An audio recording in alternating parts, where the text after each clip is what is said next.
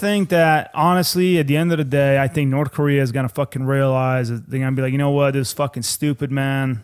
Let's just get it over with, you know? And who the fuck knows, man? Maybe they might just completely drop this whole communist bullshit, dude, because communism never fucking worked, ever. I mean, if you read it on paper, you're thinking like, man, this is the greatest fucking thing in the world. But when you apply it, it never, ever fucking works, ever. Right. You know? So just drop it. Like, everybody got over it. Like, you guys are still dealing with this commie shit. Just let it go.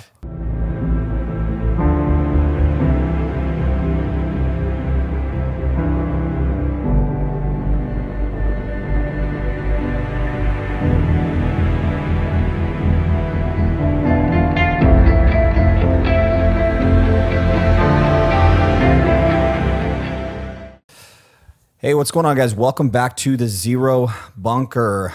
Today, G and I are going to dive into the Korean War. That's been in the news lately, and we also have had requests. I don't know if you noticed that, man, on the comments about that's one of the conflicts we haven't really dove into just yet. Yeah, absolutely.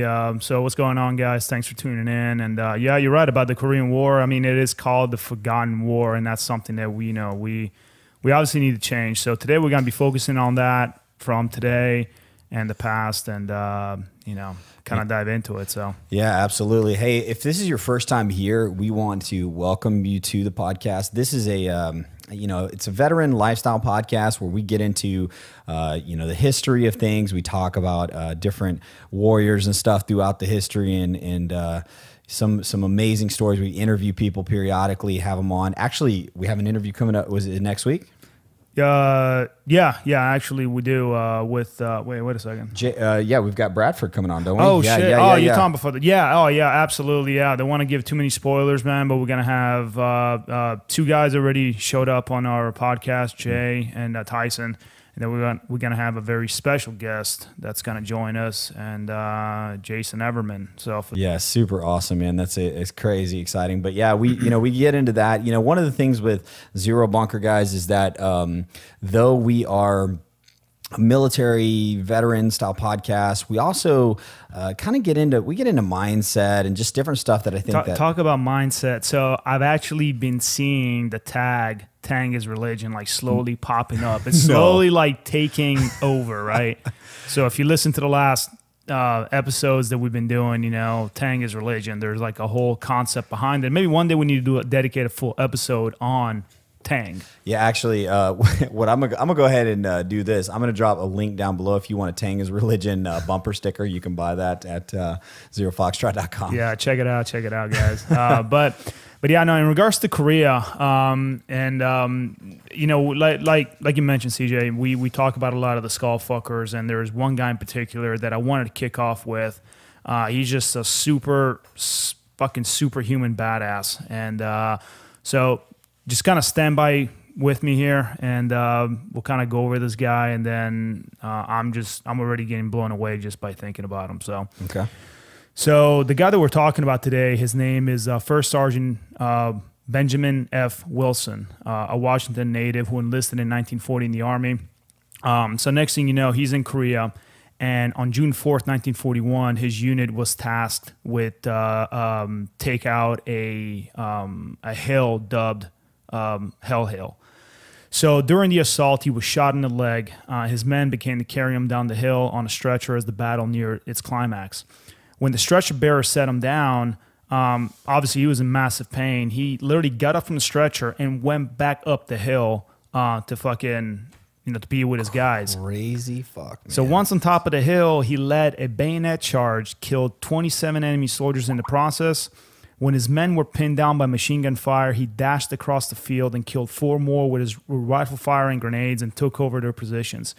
As his men began to consolidate, the enemy launched a massive counterattack, and he made a lone man charge, killed 7 guys, wounded 2 of the enemy, and literally just rerouted the entire attack. After that was done and he took over the position, he continued to assault, carrying... he ran about 15 yards to the final objective when the enemy fire halted his advance. He ordered the platoon to withdraw, and even though he was, again, painfully wounded in this action, he remained to provide covering fire. During this counterattack, the commanding officer and the first platoon leader became casualties. He took charge of the enemy. He took charge and like just ran towards the enemy and fought. This guy killed 3 enemy soldiers with his rifle. Then his rifle got blown out of his hands. Killed 4 more with a fucking E-tool. Okay. An E-tool. A fucking E-tool. So he was awarded the Medal of Honor, right? Now, the very next day, he killed 33 enemy soldiers with his rifle, bayonet, and hand grenades in another one-man assault. And he was again recommended for the Medal of Honor, but the Army policy prohibited any man from being awarded the medal more than once, so he had to settle for the Distinguished Service Cross. So, you know what, man? I'm just wondering if we can fit the balls on a screen right now. Right. Well, it doesn't matter if it was the Medal of Honor the second time or the Navy Cross. Like, he could kill a motherfucker with either of those. You know, like just take the like the how cross. how many can claim that confirmed kill, dude, with a fucking E-tool? I don't even think I ever taken out my E-tool the whole time I was in the Marine Corps, dude. Right. Just to dig holes. This guy was killing people with it, right? That is amazing. Well, even when before you even got to the E-tool part, I was sitting here thinking, like, you were saying, like, charging with the bayonet, and I was like, God damn, like, we don't even do that anymore. No, yeah, I can't even imagine, like, There was actually an article in Marine Corps Times like years ago, and it was saying, like, do we even need the bayonet anymore? Like, do we should train Marines to use the bayonet? You know, like, it was actually a topic. Yeah. Well, that actually brings up an interesting question. Do you think that there's ever, like, okay, we live in a more modern day era of, like, wartime and stuff, and like our wartime was very different than the guys that precede us, and even the guys that precede them was different. Yes. Vietnam to World War II. And yeah. So, do you see like an on the ground kind of like person to person type of like warfare ever, or do you think it's like it's all drones and fucking? I think at the end of the day, it doesn't matter the technology, you still need the human element. There's always gonna be that one guy who's gonna have to stab somebody in the fucking face. I mean, it's just the way it works because we have a survival instinct, and I think. It happens. You're saying we have the instinct to stab somebody in the face. Oh, absolutely. I mean, if you need to, why the fuck not, right? But I do believe that, maybe it's not going to be like a massive, wide thing, but I do believe that you still need to train those human elements to fight. Well, that's what I was wondering. I was like, was all that McMap training for nothing? Like, what am I? I never used it. Shit. I mean, it didn't work. Just to get out of the fucking strip club, that didn't work. But how often that actually brings up good? How often do you think McMap was more used in a bar fight than it was for a wartime tactics? I personally think, dude. Okay, now this is not to knock anybody who's won like black belt and all that, because they can kick ass. But if you went like brown and gray, and this is just my opinion, I think it's just, my thought process is like, dude, I got a rifle. Why the fuck would I ever want to use this? Right. And I don't think that the Marine Corps was training us hard enough to actually learn that kind of stuff. It's not something you learn in like 2 weeks, unfortunately. So I can't say. I'm sure there's some guy out there right now that, he's like, I kicked fucking Taliban's ass, with my bare hands, and then good for him. And if McMaps did that, great, awesome. I never had a chance to use it. And so I think that, honestly, at the end of the day, I think North Korea is going to fucking realize that they're going to be like, you know what, this is fucking stupid, man. Let's just get it over with, And who the fuck knows, man? Maybe they might just completely drop this whole communist bullshit, dude, because communism never fucking worked, ever. I mean, if you read it on paper, you're thinking like, man, this is the greatest fucking thing in the world. But when you apply it, it never, ever fucking works, ever. Right. So...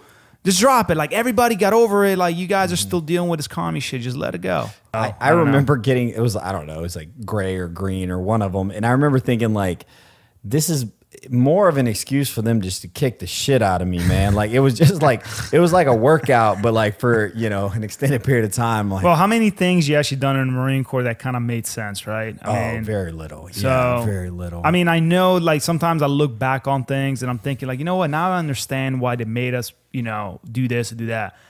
I never understood why we had to wait fucking 6 hours at the goddamn armory, for example. Like, I never understood that part, Oh, yeah. So I think some things is just to keep you busy, you know, to kind of keep you on your toes and shit. But you know, some shit is just dumb as fuck, dude. Bottom line. So, all right, man. So this Korean War now, look, I'm going to be the first one to tell you, and this is like with a lot of things we talk about here, man, I'm not like the history buff, and I almost strangely feel in the dark about some of these things. And like when we talk about these stories and stuff, I'm like, holy shit, like I feel like a shit bag for not knowing this. But the Korean War falls within that, and my grandfather even served in the Korean War, and he recently passed away. But one of the most amazing human beings I've ever was the standard of man. Nice. That's the way I always looked at it. Like my last name's Woodruff, and I used to say like he was like the OG Woodruff. He was like the standard, like nice. That, the alpha. Nice. And, but did you ever like get a chance to talk to him or? Yeah, never about his service though. And it's funny, man. Like before I even met you, man. Like so, my pops he ended up with like dementia and kind of battled that, and that's kind of what led to the end. And well before I had met you, like this had gone on for like 8 years or something like that. And when I met you, you were talking about how your grandfather, you never had an opportunity to really talk to him about his service. And it never hit me that I missed that opportunity just like you did, and it wasn't until it was too late. I mean, with the dementia, it's not like he was alive whenever we had met, but it was like I couldn't like talk to him, like he didn't understand, it was like kind of reverting back to. That's interesting. But yeah, it's and I feel bad. Like I wish I would have like actually taken the time, because he you know what, this is something I'll never forget. He flew all the way out to San Diego to watch me graduate boot camp, dude. And, really? No shit. Yeah, like wore his his veteran hat and like just was out. He was so. I remember seeing the pride, in his eyes, and it meant so much to me. And it's crazy because I never really reflected back on his service, but like when he came out there to watch me graduate boot camp, it kind of hit me that how important the military was to him. Was he in the Army, or what did he do? He's the Air Force, actually. Really? Yeah, he actually boxed in the Air Force, man. No shit. Yeah, that's interesting. Yeah. I mean, dude, okay, let's be real. They probably flew him out there. The whole time he's thinking, where the fuck are the strippers, dude? What am I doing here? For sure. For sure. I'm for sure there's a past there. Actually, what's funny is she's going to kill me for this, but she talks about it all the time, though. But my grandmother, his wife, she was like kind of like an Elvis groupie. Really? Yeah, that's and she has like pictures and stuff with him and stuff, and I'm like, are you serious? Yeah, I'm wow. serious. Yeah. She's like sleeping with the statue. And shit. God, just gets weirder and weirder. My grandfather hated fucking Elvis. I feel like he would have.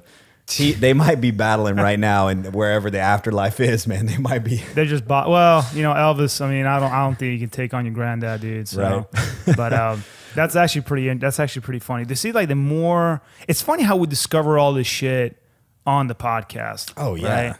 Right? Yeah. I think a lot of people think like when they watch things like this, like, oh, like some of this is like pre-planned out. Nah, it's some things we kind of have a direction of where we want to go. But the beauty about it is that we just kind of like get flexible enough to just be comfortable about talking about whatever at the end of the day, so. Yeah. And I mean, we really like learn. I mean, we went from fucking dudes being killed with fucking e-tools to, people with dementia and fucking like strippers. My grandmother sleeping with Elvis. Yeah. So that's the beauty of it, man. You just never know which way it goes, dude, so. Well, I was reading about the Korean War and this. So, okay. Recently in the news, President Trump had said something in passing about like this being one of the longest wars in history. And I wanted to kind of better understand that. And it seems that basically somewhere, I don't know if the official, Korean War, quote unquote, started in 1950, because like the story we just read was slightly before that. Right. Yeah. So what's interesting about the Korean War is that it's quote unquote technically not a war, right? It's actually a police action, believe it or not. I say it's a fucking war regardless. I mean, anybody who has fought there will tell you it's a war. But from a political standpoint, they say, well, it's a police action because the UN went in there, right? Right. But we left as a stalemate, so it never really, so technically, yes, we are still at war, with North Korea. So yeah, and it was kind of like one of those things where it seemed like I think I'm reading here, this is just a Wikipedia article, but it's like 1950 to 1953 is like basically the point at which it looked like the North basically came at the South, and both of them were kind of saying, no, like, we're the rightful government. No, we're the rightful government. And they had different ideas of what that looked like. Well, so this was during the whole thing with communism that was spreading. World War II just ended, and you get all the satellite states, and all of that. And so communism was trying to spread its influence, and the North's like, oh, the entire island of the entire peninsula of Korea is communist, and South Korea was like, no, fuck that. Like, we're all Democrats or whatever. Yeah. And next thing you know, North Korea was like, well, fuck that, and just invaded, and it kind of kicked off the open warfare. What seems scary to me when I'm reading this was the fact that like you had China and Russia behind them, and then you have the U.S. and other like. So Korea kind of became like the very first proxy war, and for those of you who don't know the term, essentially it's like letting somebody else do your dirty business when you don't really want to be technically involved, right? So, and it's happened in Angola, it's happening in Syria, it's happened, even in Vietnam. I mean, essentially, it's like we're not directly involved, but we're gonna pay, or we're gonna supply the other, our allies to do the fighting for us, right? So, with the main difference between, I always say that the whole war became an entire thing about politics right as Korea kicked off, because World War II was still about, we got to take Tokyo and Berlin, we got to kill the bad guys, and we're going to win the war, right? It was a whole different mindset. And within a span of 5 years, it started becoming all about politics, So that's the reason why they started calling the Forgotten War, because people were like, we don't give a fuck about Korea. Like, that's not our problem, Yeah, well, it's like, if whether or not it's like the longest war in history, like obviously this is it's an incredibly long war, and a lot of it is, like you were saying, is like a standoff. I mean, it seems like 65-year basically standoff. I'm like, it's funny. It's like I always think of like two dogs like just looking through the fence at each other. But that's exactly what they do. Like I've never been to the DMZ, right? Yeah. But I've seen like a lot of documentaries. Had a lot of buddies of mine. Actually, a buddy of mine actually brought one of my ZF coins to the fucking DMZ, and it's like. What's so weird about it is that literally that's exactly what they're doing. You got millions of North Korean troops in the north staring down at South Korea, just waiting for shit to happen. Everybody just on edge, 24 hours a day, 7 days a week, right? God damn. And they're literally, seriously, it's like they actually have a room where half of it is in North Korea and the other half is in South Korea. So every time they have a meeting, there's like literally like a line that goes right through the room. So North Korea can do his shit here, and South Korea can do his shit here. It's like and it's so scary to think about that the entire DMZ, it's like millions of minefields. You got millions of soldiers and tanks and divisions. And like, I actually read somewhere that North Korea, if they decided to actually push through, like they could literally invade the entire fucking country within hours, man. It's like that bad. Well, I mean, goddamn, it's like you have 65 years to be like preparing. But that's North Korea. All North Korea spends its money on is the military and defense. That's about, people are starving, people are being, labor camps, all that shit, like, like communism, right? Mm-hmm. And what's interesting is that that's all that they're divulging to is the military and defense system. They live in this bubble of fear, and a lot of people, there's a lot of defectors, right? A lot of people that run away from North Korea to South Korea. Dude, I've watched some videos where by the dude getting shot. Yeah. But here's what a lot of people don't get that that guy, and plenty of other guys who ran away are all like NCOs, like sergeants and gunnies, right? So it makes you wonder if you have like the enlisted leadership fucking saying, fuck this, right?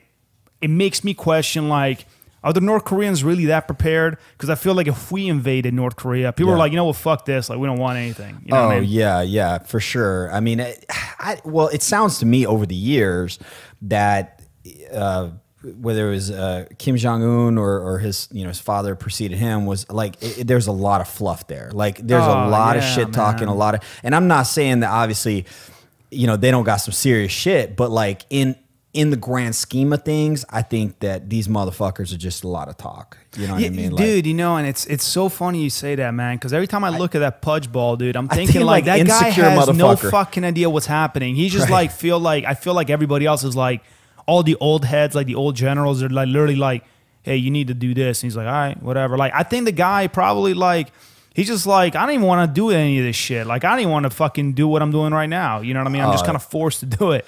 Yeah, you know? he's probably, I mean, he probably came up, like, so it's my understanding that, like, I mean, so him coming up, like, growing up, like, he was in what I'm assuming is, like, a very spoiled kind of environment compared to the rest of his fucking country that's starving and shit. But this kid, like, probably had whatever the fuck he wanted, and now ends up in charge, and it's kind of like, you got Richie Rich up there fucking like, I don't give a fuck. Like, well, it's not even that. It's just like, you know, obviously he's kind of expected to do his thing because, hey, you're the son of your dad and then your grandfather also, you know, so the whole, you know, the whole family lineage.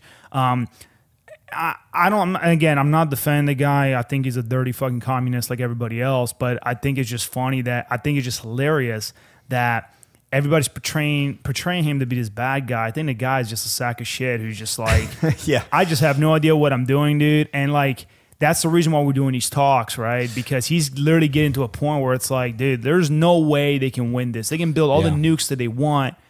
All it would take is for them to launch one of them, and the entire fucking North will be blast. It's a death. That's what I was thinking. I was like, you know, that's.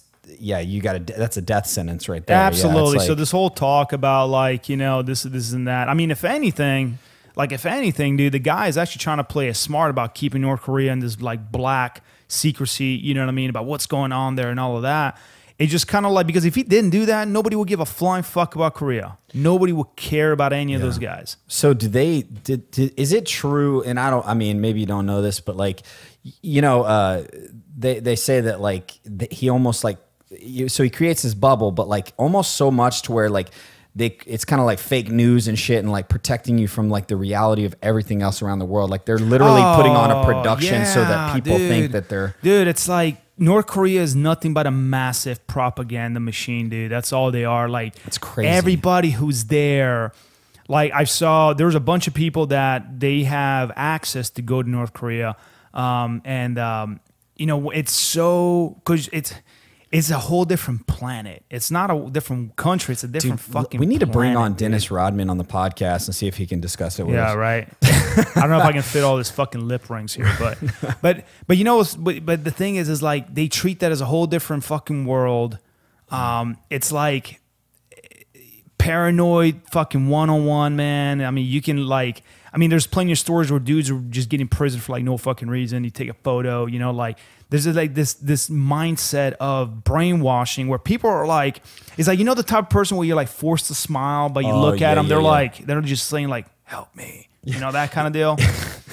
That's essentially what North Korea does, man. Like it's so insane. Yeah. Hey, I'm gonna get roasted for this, but when you said that like help me, I was thinking like Ivanka Trump. What about it? I feel like that's what she always has that face. And I always see she's secretly like, get me out of here. I don't know, man. That wasn't a political opinion. That was just me throwing that out there. I don't know, dude. Like I said, I don't even watch the news that much, to be honest. But what I will say, though, is I do watch a lot of documentaries, you know, because it's just interesting. And talking about you know, how they distort the truth and all that. So there was an incident that happened back in this, I believe the 60s or during the Korean War, I can't remember where. It's called the Pueblo incident. So basically it was a U.S. Navy ship called the USS Pueblo, which was captured by North Korea, okay? All the guys were released, but the boat, it's still in enemy hands to this day. So if you ever go to North Korea, they're going to tell you, oh, we beat the fucking imperialist Americans, and it's like... you know, we crushed their souls and all this shit when none of that shit even happened, right? Like, but to this day, people would like give us our fucking boat back. You know what I mean? So it's just interesting how there's like so much anti-American sentiment, and those guys have no idea what goes on outside of Korea. It's just they're like 60 years behind, dude. You know what I fucking hate about it? I hate all the passive aggressive shit. It's like you're talking about like the face off and the propaganda, and I'm like, God, man, like, I almost like, look, if you're fucking that mad, like, you know, do something so we can do something back. Yes, it's like, go fuck. I know every fucking grunt out there is just sharpening their fucking bayonets, even though we're not supposed to be using them anymore. They're like, dude, I want to go out there. I want to go out there and just fucking kill fucking commies, dude. You know, let us fucking do it. I mean, why the hell did I create thousands of fucking kill a commie for mommy stickers? And that's where you got to give Trump credit, man. Like, regardless of your politics or whatever, it's like this.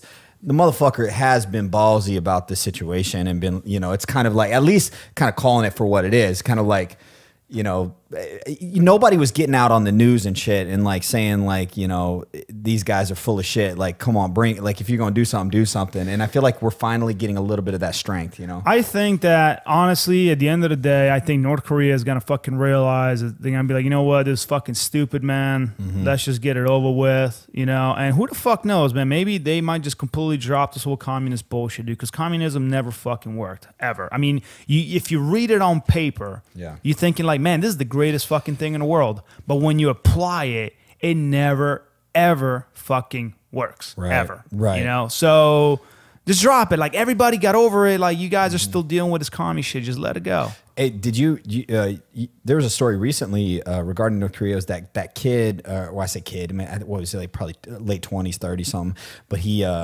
stole that painting or whatever and then got locked up. Oh, the student. Yeah, they yeah. sent him back. They but beat the fuck out of him. He was like in a coma. Yeah, I remember that. He And they were like, dying. yeah, that's right. I remember that shit. That's down. Yeah, I remember that, dude. Like, the guy was completely fine.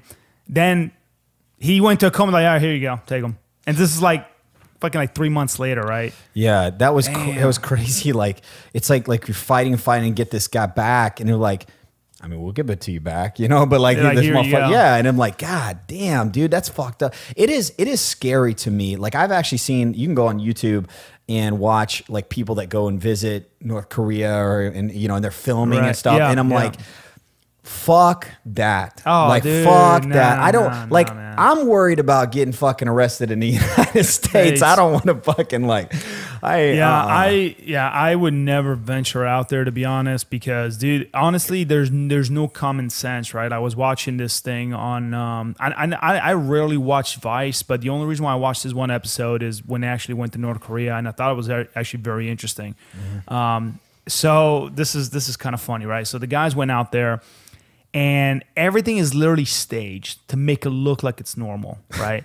So they go to this massive hotel. I hope that's not happening to us. No. You know, like, so this entire thing is like the Truman Show, right? This entire thing. But what's funny is that they get to the hotel, and it's like they're like the only guest. And they're like, do what you want, but don't. That kind of deal, right? So everywhere they went, they had to be on their escort.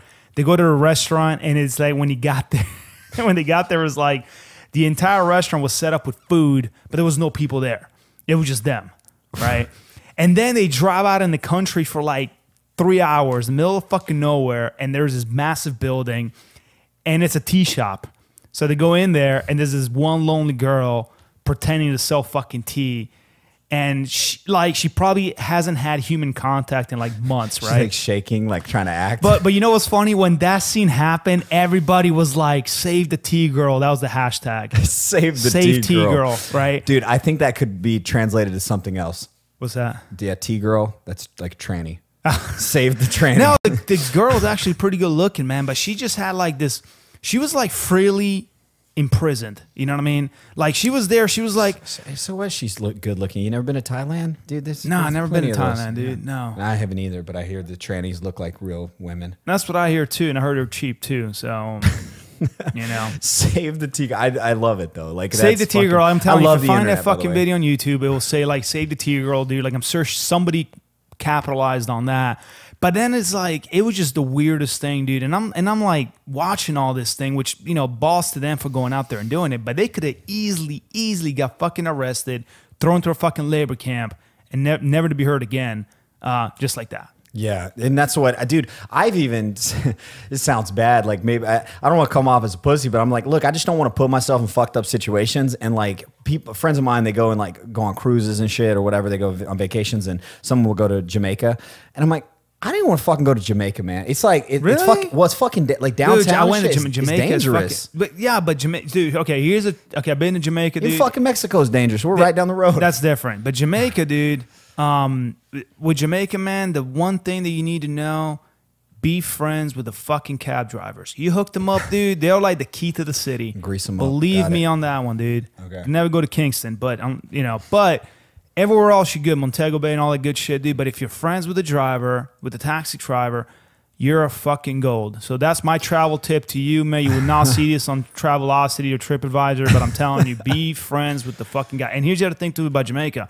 A lot of people think that you can just go out there and smoke a fucking blunt. And in fact, Jamaica, weed is actually quote unquote illegal, right? It's highly tolerated, but it's illegal. So if you're just a white guy going out there thinking you're gonna smoke a blunt and shit, guess what? You're gonna get thrown in jail, and then you have to pay a hefty fucking bribe the cops to get the hell out. The cops that arrest you are probably stoned. Well, I don't know if they're stoned, but they're there to make money. I can tell you that. Yeah, you know what I mean. Did I tell? I don't know if I said this story to you once, but so there's this video of these crazy motherfuckers. I don't even. It might be fucking staged for all I know, but I hope it's real. These kids go to fucking Mexico. They're crossing the border of Mexico, and you know they like check in, like, you have anything to check in or whatever. And these motherfuckers are like, well, we got a bunch of coke. Oh, you're talking about like coke, like, oh, they're trying to do the prank and shit. It was a prank. They had, yeah. So, but like, they're filming, and in this video, and they see, you're just asking to get your ass. Oh yeah, beat, no, they're fucking morons, right? This is some Jake Paul moron shit. But like, they, you know, had Coca-Cola under his blanket or whatever, and they kept saying Coke, and so they didn't check the fucking the Mexican police didn't check the guys at the border, and so they're in this fucking room. And they come in there and they got GoPros and shit hooked to like hidden cameras on them, and they're like, "This is what it's going to cost you to get out of here." Yeah, oh yeah. And like, and we're going to take. It happened. The same thing that happened when I went to the Czech Republic with a good buddy of mine.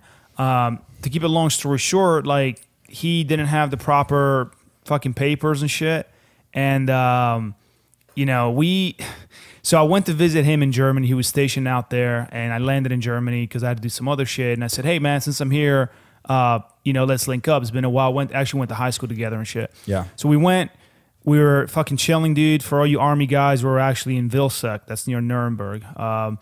So I was in the barracks, dude, chilling. And then, you know, and this is after I got out of the military, dude. So I asked my guys, like, dude, like, let's go fucking do something. I don't want to stay here in the fucking barracks, right? Right. So we decided to go to Prague. So we take the train. We head into Prague. And I love the guy to death, dude. Okay. So I'm like 5'9". This guy is like 6'4", Jamaican dude, okay?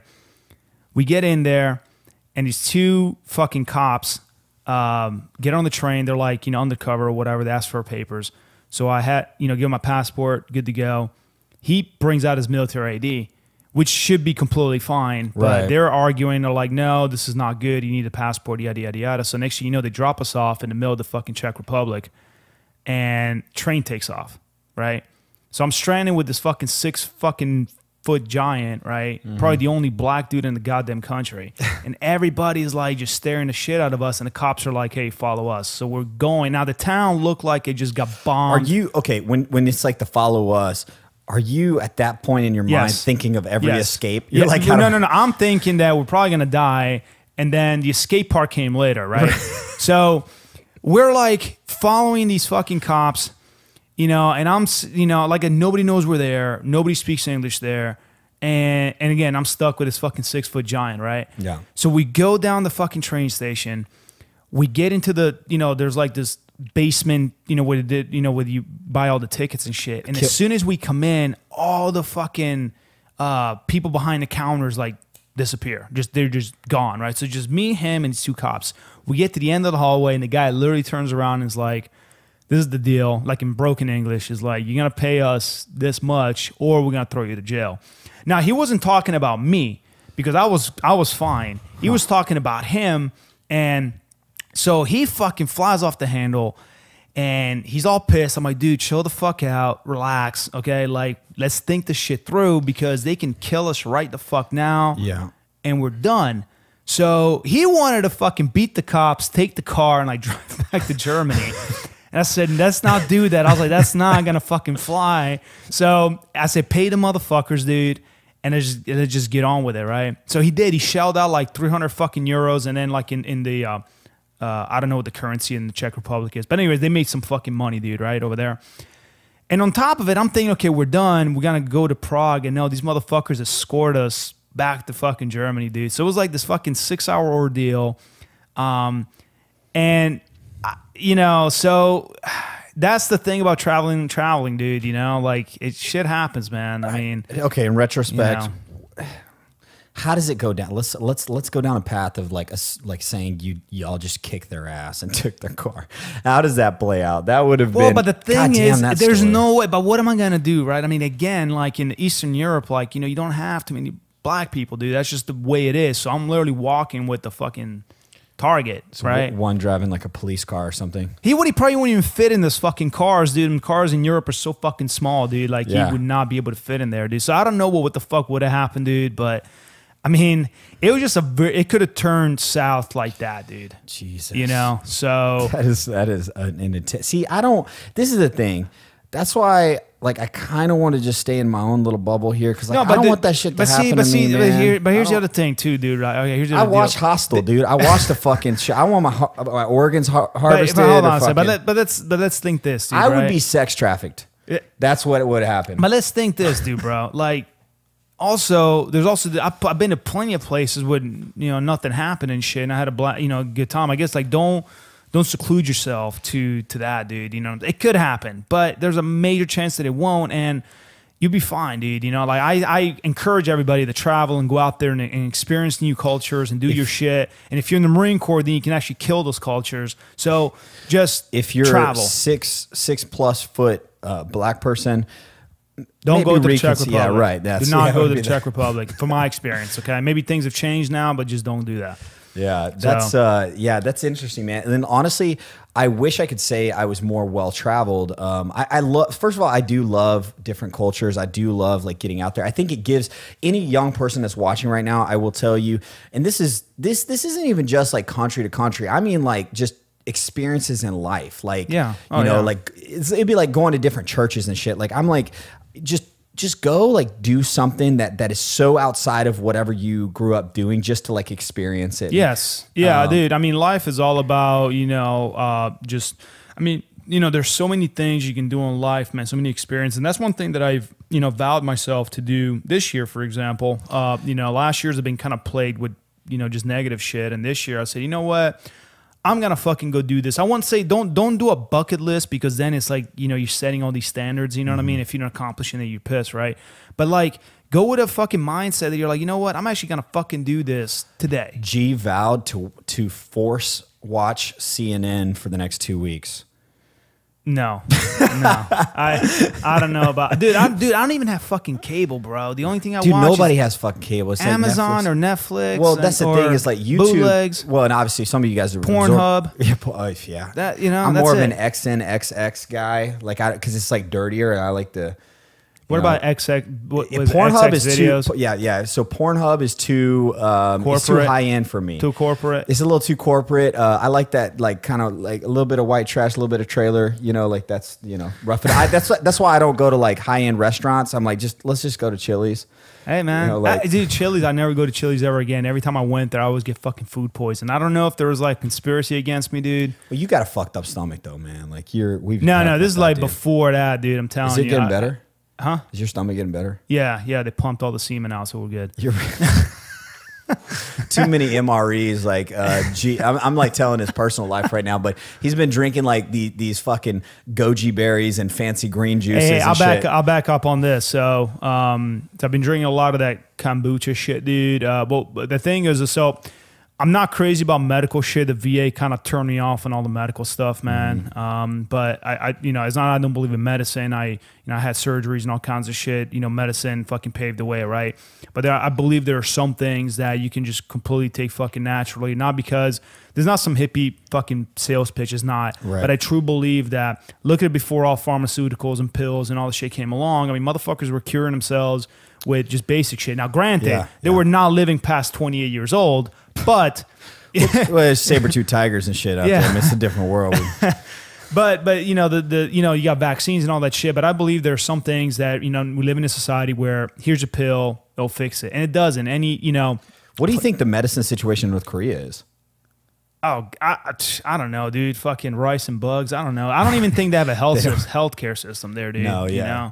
I don't know. I mean, motherfuckers are dying from starvation. So, I mean, you know. Yeah. You like puts everything in perspective. We're wondering, do I want to go like name brand drugs or generic drugs today? And they're like, dude. you know, I hope I eat tomorrow. Yeah, dude, Like, seriously, fuck, man. Yeah, seriously, man. It's just, you know. I mean, Hey, honestly, this is in all seriousness. You talk about like, you know, we've talked about perspective a lot in here, but going out and experiencing and like understanding different cultures and stuff, it does put your life in perspective, whether that's a good thing or a bad thing. You might go somewhere and you'd be like, man, we got it fucked up over here. You know what I mean? Like, oh yeah, dude. I mean, I was lucky enough to travel, you know, a good, you know, part of the world, man. And I lived in a lot of different countries, and there is a lot of that perspective. You're right, you know, that we take for granted. Or now you know, I'm gonna call your wife out a little bit on this, man. Yeah. But like, show Emma. Well, both you guys, you know, lived in Italy, and she was saying that she preferred the health situation in Italy than what we have so here. I mean, there's like pros and cons to everywhere you go, man. So yes, you know, the health, you know, the whole health thing over there, it's way different from the States, right? Over there, you don't have to pay for anything. Yes, you pay higher taxes, but even when I went there and I think I broke my fucking ankle or whatever, I didn't pay a fucking thing. Right. Out here, I went up to I got a fucking you know, I did a ride on a fucking ambulance for one small thing, and it was like $1,000. You know what I mean? So there is, you know, the whole. I mean, this becomes an entire massive subject, you know. Sure. But in regards to the perspectives, you're right. You know, but for example, here in the States, we have a lot of the commodities. You know, I would never be able to start a business the way I did here. There was no way you could do it over there. Yeah, that's what she was saying. So yeah. there was just, you know, the pros and cons to it, and I think it's just to learn to live with either or. But also makes you appreciative of what you have and what you could have and what you don't have. Fuck so, yeah, man. Yeah, that's what Emma was saying. She was like, you know, like the healthcare situation was like totally different. She was like, I like that. But you also, you know, the way she put it to me was that you're almost like going to work just for like barely making it, and like that's just like what you accept as your life. Like that's just a way. Yeah, like, I mean, over there, you know, you can make fucking $100 a day, maybe, you know, $60 a day or whatever. So it, you know, and if you got wife, if you got kids and all of that, dude, I mean, everything's expensive because when the whole euro fucking rolled through, it kind of fucked everybody. So, but anyways, it is, again, there's pros and cons. I lived in Italy for a long time. I would love to fucking live back there, but you know what? I tried and you can't. I have way more opportunities here. I love being here. I mean, I was raised here. If you know you what I got mean? set up, man, though, like let's say you know, walked away with a few $1 million, you know, or whatever, like retirement money. Could you see yourself living in another country as long as you knew that you weren't going to have to like go into the workforce or something with it? You know what I mean? I would say, because I've always thought like, what if you like took like in a country where like our dollar's more valuable, and it's like you could go and you live. know, I mean, honestly, I will put it this way, dude. So if I had to look at it from a money standpoint, I'm sure that I can go to fucking, you know, Costa Rica, Guatemala, and like, you know, just $1,000 a month, man, you're like a king, right? But also comes to the fact that this country has given me so much that I feel that, you know, yes, I've given back in, you know, in the military service, absolutely. You know, has given my family, you know, because when we immigrated here, we literally came with 2 suitcases and that was it. But we paid our taxes. We fucking never asked for a handout. We did our, you know, our parts went through ups and downs. And again, you know, I served. I, you know, got my citizenship because of the military. So, because a lot of people actually don't know, I actually served the entire military without being a citizen, believe it or not. So, so to me, the country's given me so much. I feel like I still need to give back. That's the reason why I try to do everything made in the USA. That's the reason why, you know, I love it. But if I could, you know, spend my money, not all of it, but a good portion of it or something, you know, where it could be, I'm sure there are things here that could be done better, dude. If they had a better healthcare system, if, you know, so maybe things, you know, these are things that eventually get worked on and all of that. But again, you know, I love the U.S., man. It's given me so much. And, you know, so I'm never going to leave it. That I can tell you. So. Sure. Okay. Yeah. It's just an interesting perspective, like, because you've gone so many places and stuff, and like, even lived in different countries. And for me, you know, I'm born and raised in Texas, like the America in America, and greatest country in the world, dude. Yeah, exactly. And you know, so my experience my first experience was really just in Iraq, and you know, it was crazy though. Like, seeing Fallujah in the state that it was in and like the way things were, it made me come back with a different perspective and being very, very thankful for the situation I have. I mean, God, like so many places. Unless you live in Detroit, then. Right. There's so many places on earth where you know, we think about like the fact that I can pick up my phone right now and I can live stream or talk to somebody or speak my mind. Yeah, I mean, over there, you know, I mean, a cell phone just fucking sets bombs off. You know what I'm saying? So there's that. And yes, but you are right. I mean, because even when I went to Fallujah during my time, man, I vividly remember this. I got in country, rolled through the city, and the next day we were going to relieve, I think it was 3-5, I can't remember. But anyways, as we were going under the highway bridge off of Mobile, literally like the entire fucking northern side of the city was like leveled. I mean, literally to the fucking ground, right? Yeah. This is like literally like, this is a month after the fucking fighting was over. When you see people in the streets like doing their day-to-day, like just coming out of those rubbles, right? And I'm thinking like, man, what? It was like, it felt like you went to the fucking moon, right? Yeah, and I'm thinking like, all the images that I ever saw, everything I ever saw, just it was so impactful seeing such destruction live. I never forgot that feeling, dude. You know, and then the stench of all the fucking dead people that were still laying in the fucking city. That's another thing you don't forget. But it was just like the perspective of it that you're like, you know, a lot of people don't live the country. A lot of people, you know, like North Korea, a lot of people don't get to experience the other side and get to come back with a more like you were saying, like, fuck, I have a cell phone. Like I can actually call somebody. I got clean clothes. I got clean water, you know.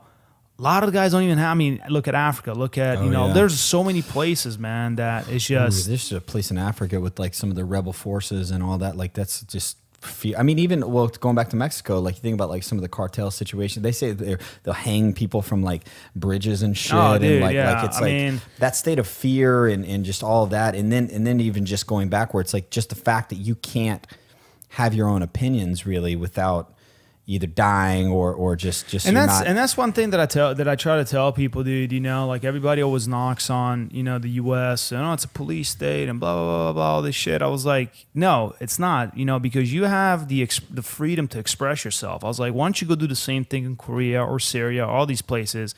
You would get killed just for having a fucking Facebook account. You know what I mean? I think we take that for granted a lot. We do. Man. Oh fuck yes, we do. I think that's why we turned into so many like fucking crybabies, because it's like, you know, I'm speaking my opinion and nobody cares, but it's like, did you forget that you're lucky to fucking speak your opinion? You know what I mean? Like, for fuck's sake, man. And it goes back down to, you know, the price that has been paid for the freedoms that we have today, you know, and it's a constant cycle. So yes, I do believe that we take a lot of things for granted, and you know, sometimes I feel that we all need a reality check. So I implore people that if you want to go and experience, man, like my cousin, man, I love her because she's never traveled before. You know what she did? Her first trip was like, you know what, I'm gonna go to fucking Australia. She went all the way to Australia. I want to go to Australia, dude. Did I fucking tell you? I heard that when like Marines would come in on the Muse or whatever like that, chicks were like throwing tennis balls with phone numbers onto the boat. Damn. Just for, God. See, dang, I never been on a Muse, man, and I'm kind of glad, you know, because I heard like kind of all kinds of horror stories about Muse, but I heard the protocols are cool. But Australian pussy, man, was part of the. Yeah, I never had the privilege of going down under. You know what I mean? So, solid. Yeah. Solid. Dude, I'm curious. What do you think? And man, this is. You might have to shove me up on this one, man, but I'm just curious on different perspectives of this.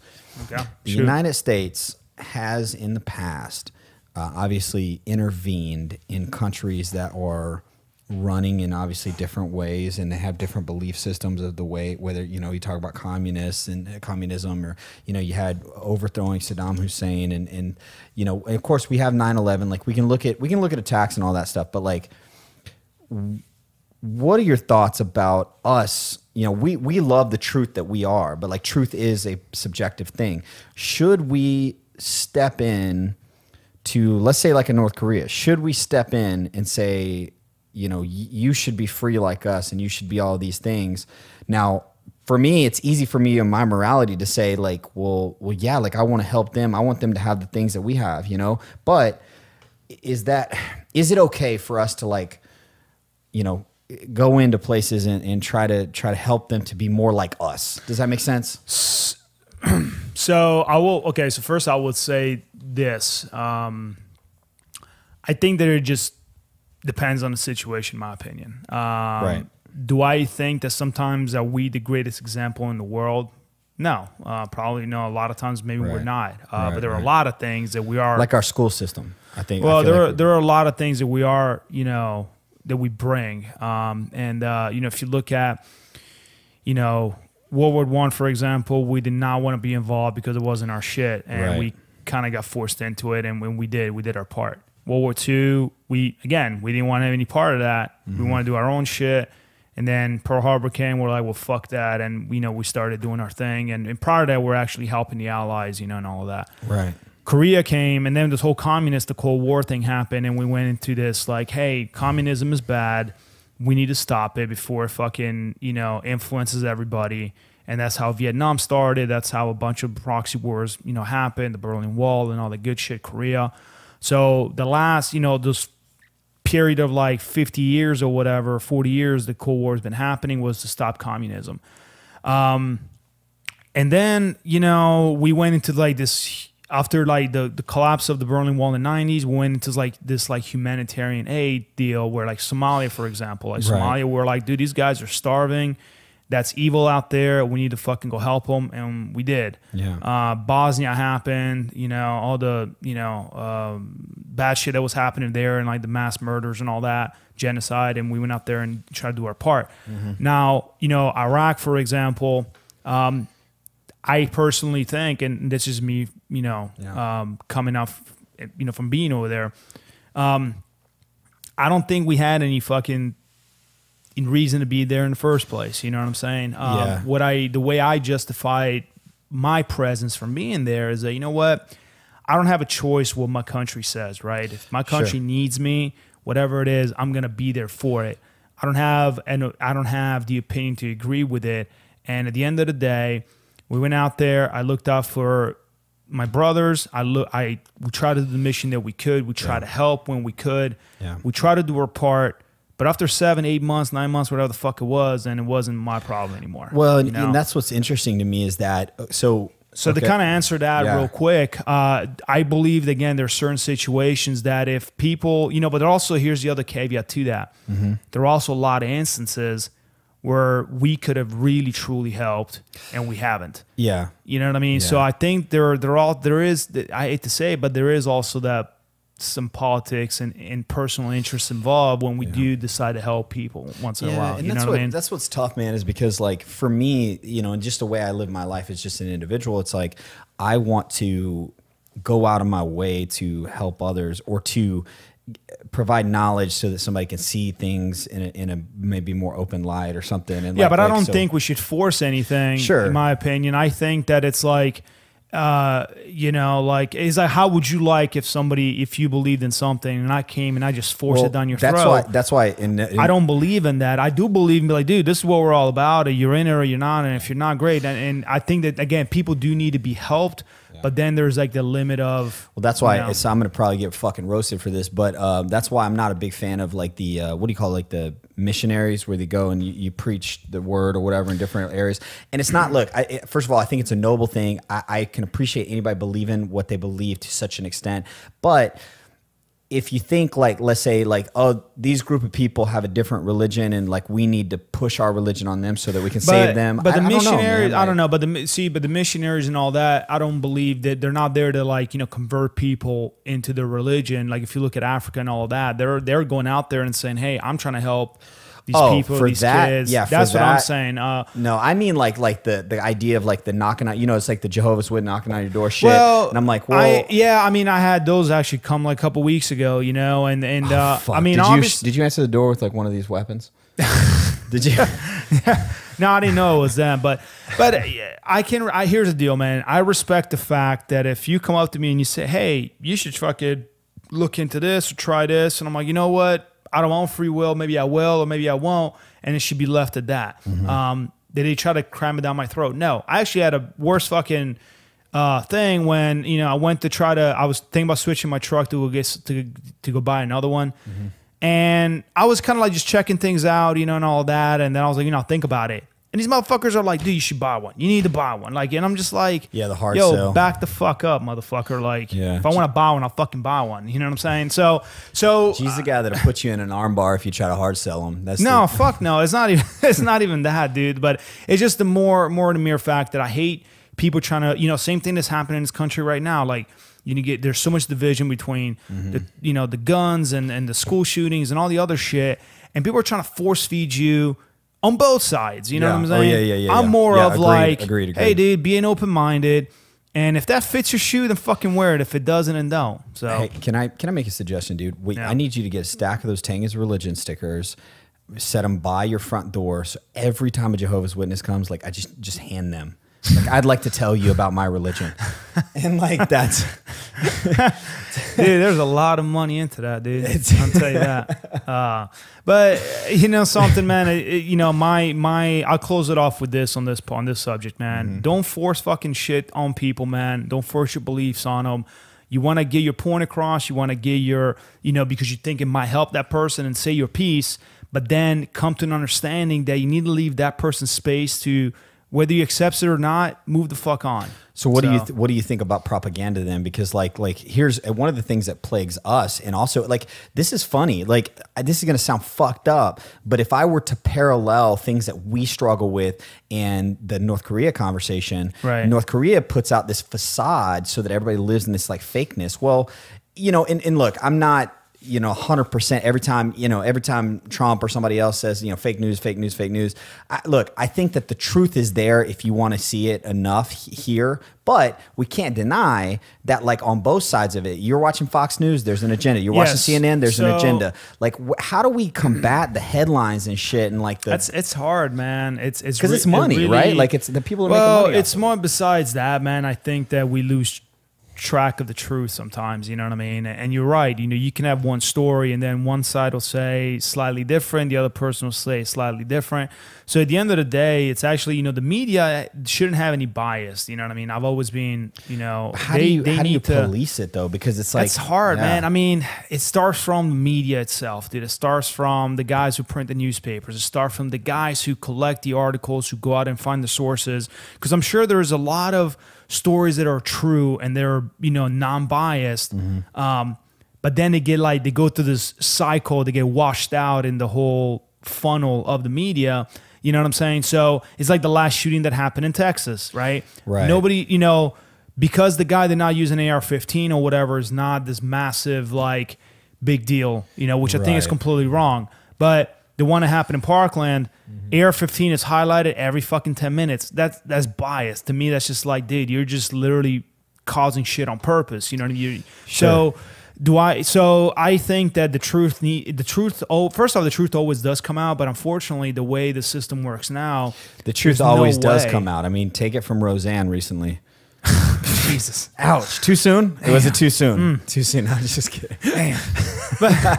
But you know something? That's the thing, dude. So it's like, that's another reason why I don't watch the fucking news. Because it's hard for me to say, like, I really have to. It's not like Walter Cronkite back in the 60s who was actually dubbed the most trusted man in America. Because the guy said shit how he needed to say it, right? Ron Burgundy.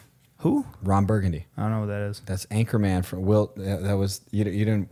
I haven't watched that movie yet, dude. No, I did not watch that movie like yet. Tripping out right now. I haven't watched that movie yet. No, I need to put that on my list. That's the most trusted newsman in America. Okay, well, when I see it, man, then I'm sure I'll be sold on it, dude. Yeah. But again, man, I mean, it's the whole media, dude. Again, I think it divides more than anything. It really does, and that's what's sad about it. I actually read, and do not quote me on this for the love of God, but actually somebody told me, it's like, if you ever want to watch the news from the UK, like the BBC or BBE or whatever. Oh, yeah. Because they don't sensationalize anything, and they just this is what's happened. This is how it happened, and that's it. Now, I don't know if it's true. I'm sure there is, you know, I'm sure a lot of you guys from the UK that are listening to this can kind of chime in on it. But if it is true, great, awesome. That's the way it should be. If it's not, then, you know, then we need to find a solution for it. So, But it all starts from the individual, man. Yeah, I mean, I don't know that that's true either, but I will say that it does seem when I watch some of the other news outlets in other countries, like if it's just YouTube clips or whatever, it seems a little more like it's a little more bland. It's not sensationalist, but it's like it's matter of fact. It's like right, here it is, right? But here's the other deal too, right? Then it depends on, you know, propaganda or whatever also can sway people. Look at Nazis and World War II, right? I mean, the strictly propaganda machine brainwashed the entire, you know, population of people to follow those beliefs, right? Mm-hmm. But then also in the States, we did the same shit where it helped us win the war. Because if we, you know, demonize the Japanese and the Germans and all of that, you know, you don't look at them as human, and next thing you know, like that's, you know what I'm saying? Yeah. Or you'd be like, hey, buy the war bonds because we need to win the war. Or, hey, let's go ahead and kick ass, or keep your fucking mouth shut because otherwise Hitler's going to listen to us. So there are ways, you know. And, you know, I have a big interest in marketing and like that whole concept of that's why, I mean, like social media influencing is something that's very interesting to me because I think it's interesting that you can shift psychologies based off of the way that you speak or look or whatever. And you know, the one thing though is like here in the States, like you were saying, like, you know, and there's so many depths of like, you know, what's paid for and what's not and all that, that it's a little scary because like, we're kind of sold. And dude, I experienced this in family court, man. Like when I went through my divorce and I had some, you know, custody stuff with my kids, I experienced like, I had this realization where I'm like, you know, I was told that I live in a country where like you know, work hard and like you can do whatever and you know, speak whatever, you can be whatever you want to.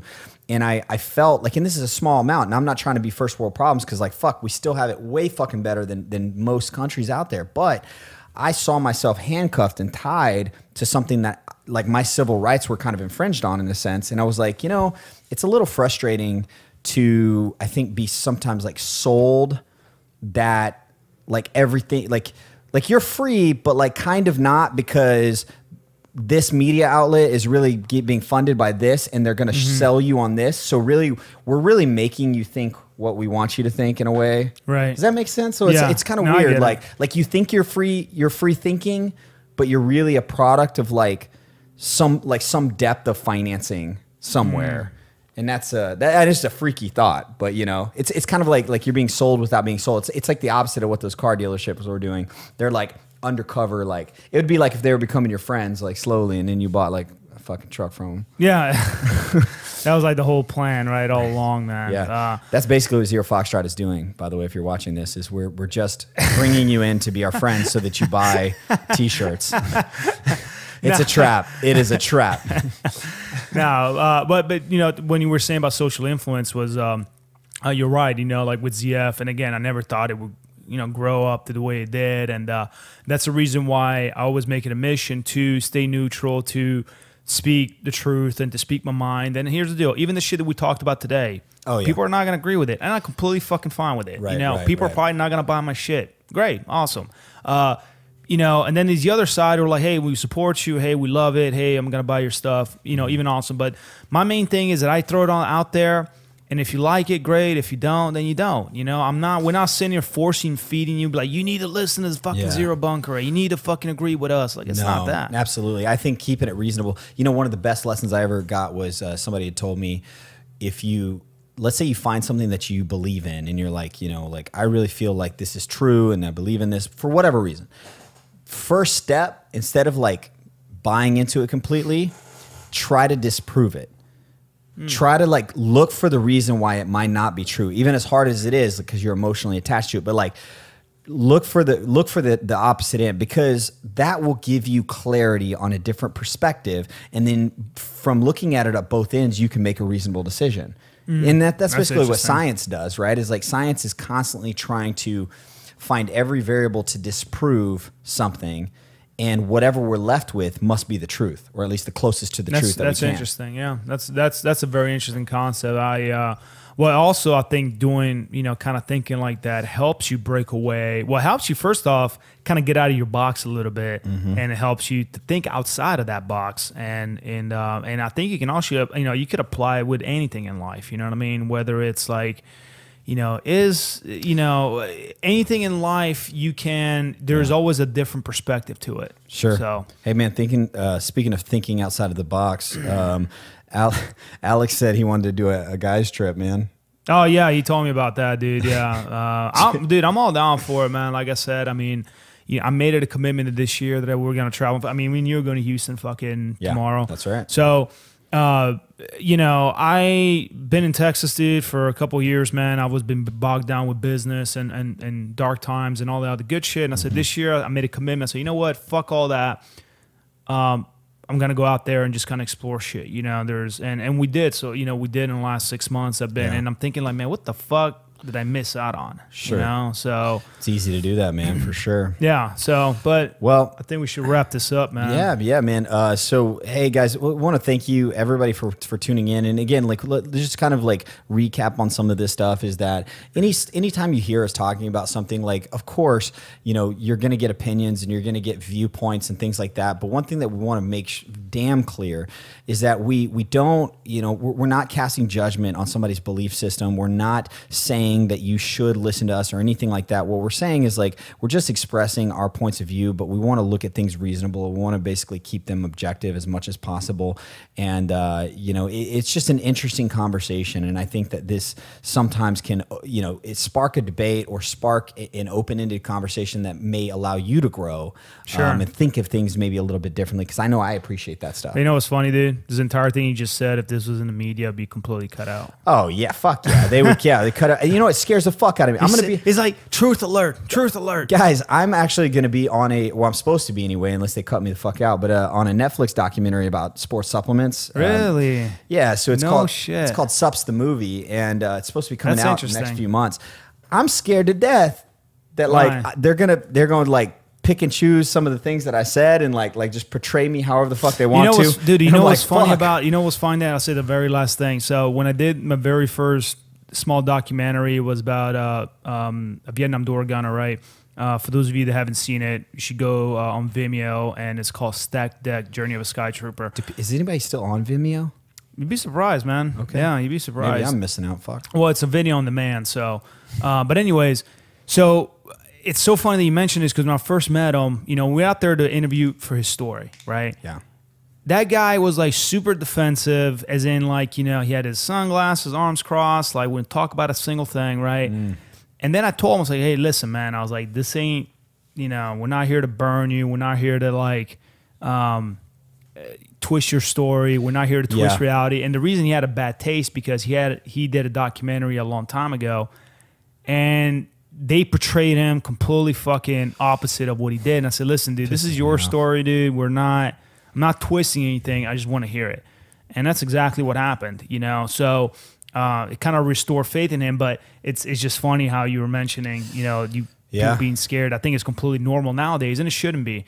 But, even like when I had the thing with the GoFundMe where Fox actually called me and they're like, hey, we know you did this GoFundMe. Did you go present? Not yet. No. We actually called his daughter, believe it or not, and she has to call me back. So, but anyways, so hopefully we do it next week, man. Yeah. Okay. So she was like, when I told her about it, she thought it was full of shit, to be honest. But are you serious? Yeah. She was like, "There's no way." So I shot her an email and I kind of explained what happened, and she was just blown away. So it was cool. But anyways, like with the when Fox interviewed me, it made me think like I was very clear about what I was saying because I didn't want to leave any room to say anything fucked up. Not because it's Fox, it could have been anybody, but just know how the media works. I'm sitting there thinking like, man, they could be taking this and splice it together. Like, like the calls where it's like if you say yes, they record it. Guys, look, G's not telling you that whenever he told me about, I go to, he's like, Fox, he's like, how the fuck? Yeah, Fox called me. My first name was like, how the fuck did you get my number? And I'm like, God damn it. Yeah, dude. It was, well, then I kind of find out one of my coworkers was like, I called Fox because like he needed him on the news. It's like, dude, he was like, he didn't need to do setup. that, But anyways, in regards to the whole media, I shouldn't, any other time, I wanted to think differently, but I was kind of on the defensive where I'm like, are they really going to say this shit? Or are they going to like twist it and like put words in my mouth? And who knows, you know what I mean? And it's just your mind goes a million miles an hour, man. I've always wanted to be on a news interview, but like filmed, but I want to have like an Easter egg in there that I purposefully like like if I had like a Tanga's Religion like sticker just conveniently like where they didn't notice it so it didn't get cut in post. Like I wanted like that's what I'm looking for, something like that, man. Like sneak some or like say something that's just underground enough but it's savage and people are like, I know what that motherfucker just did. Yeah, dude. Well, hey guys, well listen, we're gonna wrap this up. We appreciate all the support, man. Subscribe, follow us. Again, we're on Stitcher, fucking iHeart, we're on iTunes, Dude, Google, the whole Spotify deal. yet? Dude, I'm still waiting on those fuckers, man. What you are know? this is the commies at Spotify. It must like, be, what the dude. fuck Maybe is it's going a on, North man? Korea fucking station. Who knows, man? But we'll try them again. So we're still working on it. But yeah, that's all we got. Next week, yeah, tune in. We got some awesome guests, man. SF Cats are gonna be, doing their thing, man, and it's gonna be a very interesting podcast. We're also working on getting John Tilt Striker Meyer back on our show. More prostitute stories from Vietnam. More skull fucking. Yeah. So he was a great dude, great episode. I know everybody loved it. So and bear with us, guys, too. Like sometimes in these scenarios, we will say like, hey, we've got so and so coming next week or whatever. But like as you probably already understand, we Skype interview some of these guys, and they're very important individuals, and like schedules get pushed or a week back or whatever. So Sure. I want to say last episode we thought we were going to have this Jay Saturday. and this Saturday, but Right. I mean. Anyway, it's one of those things. It might get pushed off, but it is going to happen. So again, thanks again, guys. If y'all are watching on YouTube, hit the subscribe button. Everywhere else, just follow us wherever you like to absorb podcasts. And we're out. We'll see y'all next week. Later, guys. Later.